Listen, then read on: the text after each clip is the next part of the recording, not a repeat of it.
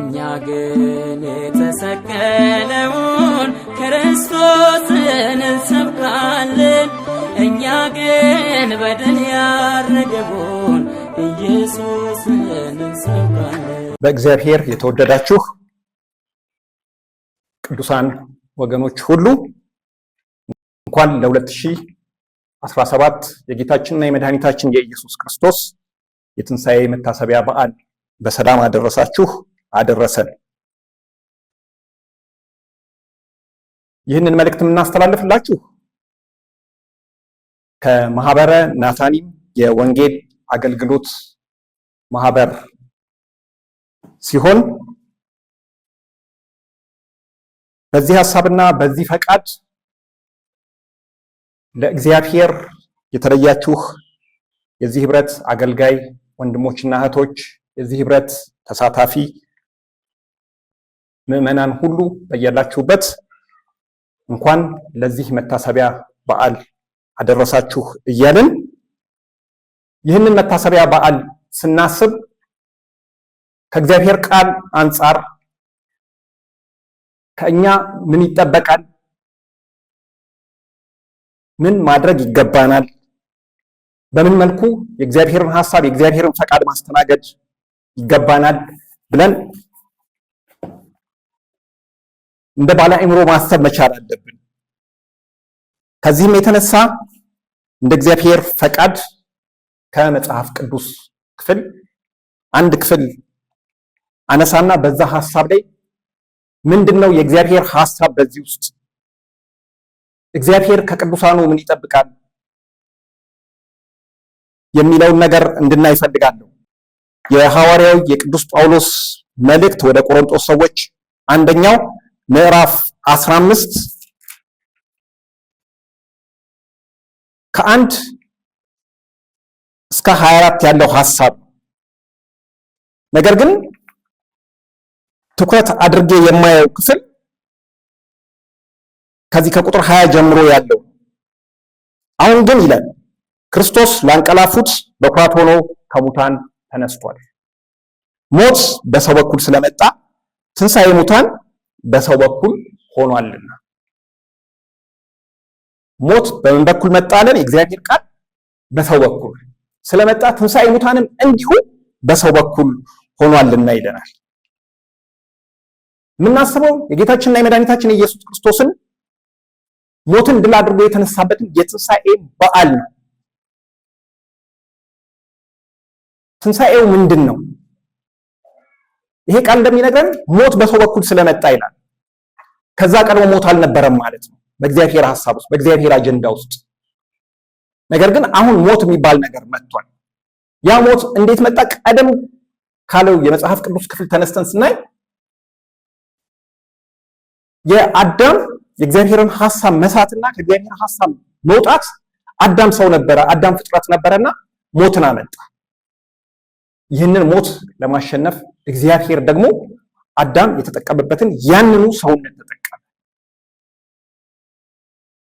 የጌታችን የመድኃኒታችን የኢየሱስ ክርስቶስን መምጣት ያንን በሰው በኩል የመጣውን ሞት ድል ለመንሳት ነው። ስለዚህ በዚህ ክፍል ላይ ከቁጥር 1 ጀምሮ እንደምናየው ይሄንን የትንሣኤን ሐሳብ ጠቅለል አድርጎ የሚያስይዝ ክፍል ነው። እንዲህ ነው የሚለው ከቁጥር 1 ጀምሮ፣ ወንድሞች ሆይ የሰበኩላችሁን ደግሞም የተቀበላችሁትን በእርሱም ደግሞ የቆማችሁበትን በእርሱም ደግሞ የምትድኑበትን ወንጌል አሳስባችኋለሁ። በከንቱ ካላመናችሁ በቀር ብታስቡት በምን ቃል እንደሰበኩላችሁ አሳስባችኋለሁ። እኔ ደግሞ የተቀበልኩትን ከሁሉ በፊት አሳልፌ ሰጠኋችሁ፣ እንዲህ ብዬ መጽሐፍ እንደሚል ክርስቶስ ስለ ኃጢአታችን ሞተ፣ ተቀበረ። መጽሐፍ እንደሚል በሶስተኛው ቀን ተነሳ፣ ለኬፋም ታየ፣ በኋላም ለ12ቱ፣ ከዚያም በኋላ ከ500 ለሚበዙት ወንድሞች በአንድ ጊዜ ታየ። ከእነርሱም የሚበዙት እስካሁን አሉ፣ አንዳንዶች ግን አንቀላፍተዋል። ከዚያ በኋላ ለያዕቆብ፣ በኋላም ለሐዋርያት ታየ። ከሁሉም በኋላ እንደ ጭንጋፍ ለመሆን ለእኔ ደግሞ ታየኝ አለ። እኔ ከሐዋርያት ሁሉ የማንስ ነኝና የእግዚአብሔርን ቤተክርስቲያንን ስላሳድር ሐዋርያት ተብዬ ልጠራ የማይገባኝ ነገር ግን በእግዚአብሔር ጸጋ የሆንኩ እኔ ነኝ። ለእኔም የተሰጠኝ ጸጋው ከንቱ አልነበረም፣ ከሁላቸው ይልቅ ግን ደከሙ። ዳሩ ግን ከእኔ ጋር ያለው የእግዚአብሔር ጸጋ ነው እንጂ እኔ አይደለሁም።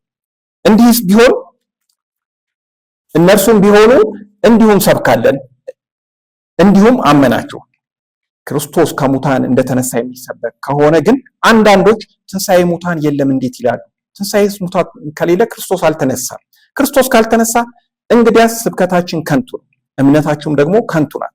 ደግሞም ክርስቶስን አስነስቶታል ብለን በእግዚአብሔር ላይ ስለመሰከርን ሐሰተኞች የእግዚአብሔር ምስክሮች ሆነን ተገኝተናል።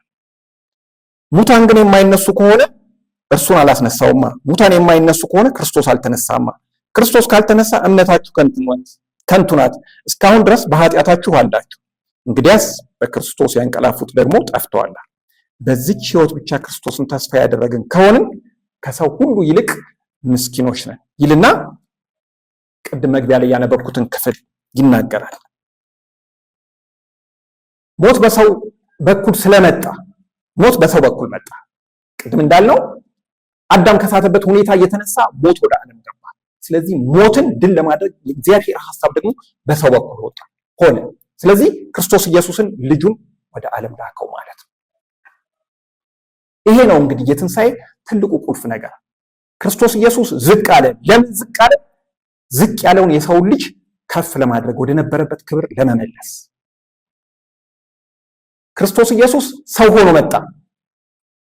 ደካማ ሆኖ መጣ። ለምን ስንል በኃጢአትና በበደል ምክንያት በጠላት ወጥመድ ውስጥ ወድቆ ዝቅ ያለውን የሰው ልጅ ወይም የደከመውን የሰው ልጅ ሊያበረታ። የክርስትና ትልቁ ሚስጥርና ትልቁ ልዩነት የሚመጣው እዚህ ጋር። ምክንያቱም ብዙዎች ስለ ክርስቶስ ማንነት ይስታሉ። ስለ ክርስቶስ ማንነት ክርስትናንም ትልቅ ጥያቄ ውስጥ የሚከተው ይሄ ነው፣ የክርስቶስ ነገር። ከዛ በኋላ ደግሞ ትልቁም በአይሁድ የተነሳው ችግርና ያለመቀበል ነገር የክርስቶስ ትንሣኤ ነው። ምክንያቱም ክርስቶስ ሲነሳ ያደረጉትን ነገር ስለምናውቅ ክርስቶስ እንደተናገረ ስለተነሳ በክርስቶስ ላይ ያደረጉት ነገር ምንድነው? መጽሐፍ ቅዱስ እንደሚነግረን እኛ በተኛን ጊዜ፣ እኛ በደከምን ጊዜ ሐዋርያቶቹ መጥተው ወሰዱት የሚል የሐሰት ወሬ እስከዛሬም በኢየሩሳሌም ይሄ ታሪክ ይነገራል ብሎ መጽሐፍ ቅዱስ ይነግረናል።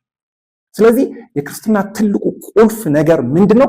የክርስቶስ መምጣት ብቻውን ሳይሆን የክርስቶስ መሞት፣ ክርስቶስ ከሞተ በኋላ ደግሞ ሞትን እና ሲኦልን ድል አድርጎ መነሳቱ ነው።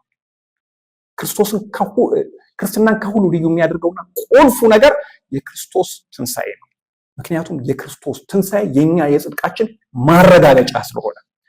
ከዛ በፊት የመጡት ነቢያት ነበሩ፣ ከዛ በፊት የመጡ አባቶች ነበሩ፣ ከዛ በፊት የመጡ የእግዚአብሔርን ሐሳብ ያገለገሉ ብዙዎች ነበሩ በዚህ መንገድ ላይ። ነገር ግን ሞቱና ምን ሆኑ? እነሱ ሞት አሸነፋቸው። እስከ መቼ ስንል ክርስቶስ እስኪመጣ፣ ክርስቶስ ሞትን ድል አድርጎ እስኪነሳ ድረስ የነሱ ሞት ሆኖ ቀርቷል። ለምን? ሰው ብቻ ስለነበሩ። የክርስቶስ ሞት ግን ሰውነትን ብቻ አይደለም፣ ሰውነትን የተዋሃደ የጠበቀ መለኮትም ስለነበረ ሞት ሊይዘው አልቻለም ይለናል መጽሐፍ ቅዱስ። ሞት ላይ ይዘው ክርስቶስ ኢየሱስ ሞትን ድል አድርጎ ተነሳ። ክብር ለእግዚአብሔር ለአምላካችን ይሁን። በተጨማሪም በእግዚአብሔር ቤት ካላችሁ አገልጋይ ወገኖች ውጪ በየትኛውም ስፍራ በማንኛውም ሁኔታ ውስጥ ያላችሁ ክርስቲያን ወንድሞች፣ እህቶች፣ እናቶችና አባቶች ይህንን በዓል እንዴት ነው የምናከብረው? ይህ በዓል በሕይወታችን ላይ ምን ተጽዕኖ አምጥቷል?